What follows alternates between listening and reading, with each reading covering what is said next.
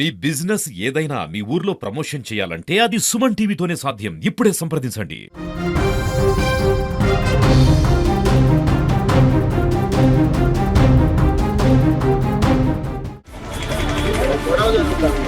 అప్పుడే చెప్పా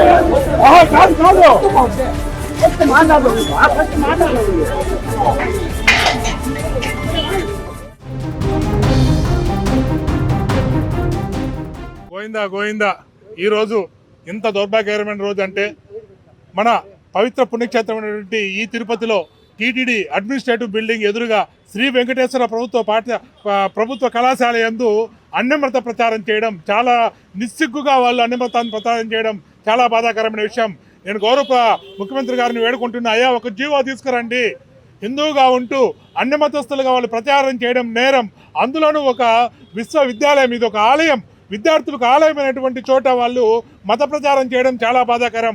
మైనర్లు అనేటువంటి ఈ విద్యార్థుల దగ్గర మాధవి అనే లెక్చరర్ మన ఎవరైతే ఆర్జేడీ ఉన్నారో ఆర్జేడీ అండతో ఇక్కడికి ట్రాన్స్ఫర్ అయ్యి వచ్చి ఈ కాలేజీకి ఇక్కడికి వచ్చి మత ప్రచారం చేస్తోంది.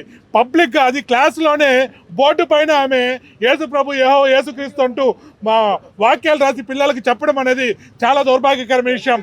ఈమె ఇక్కడ ఎటు చేసిందంటే గతంలో ఎన్ని స్కూళ్ళల్లో ఎన్ని కాలేజీల్లో ఈ విధంగా చేసి ఉంటుంది.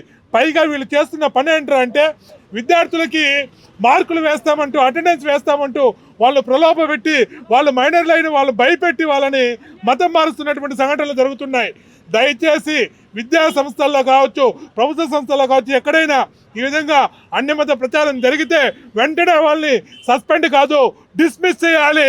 గతంలో కూడా గవర్నమెంట్, కేరళ గవర్నమెంట్ కావచ్చు, మన కర్ణాటక గవర్నమెంట్ కావచ్చు, హిందూ అని సర్టిఫికెట్ పెట్టి వాళ్ళు క్రిస్టియన్గా మత ప్రచారం చేస్తుంటే వాళ్ళ ఉద్యోగాల నుంచి డిస్మిస్ చేశారు. అదే విధమైనటువంటి జీవో తీసుకురావాలని మన గౌరవ ముఖ్యమంత్రి గారిని వేడుకుంటున్నా. అయ్యా మేము హిందువులం, ఎక్కడ కూడా మేము మత ప్రచారం చేయట్లేదు, ఎవరి మీద దాడికి వెళ్ళట్లేదు. అలాంటిది మాపైకి మా దగ్గరకు వచ్చి, విద్యార్థుల దగ్గరకు వచ్చి ఏకంగా కాలేజీల్లో బోర్డుల పైనే ఈ విధంగా అన్యమత ప్రచారం చేయడం చాలా బాధాకరం.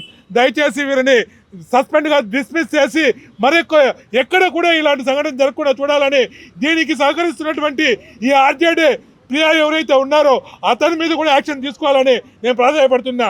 గోయిందా గోయిందా.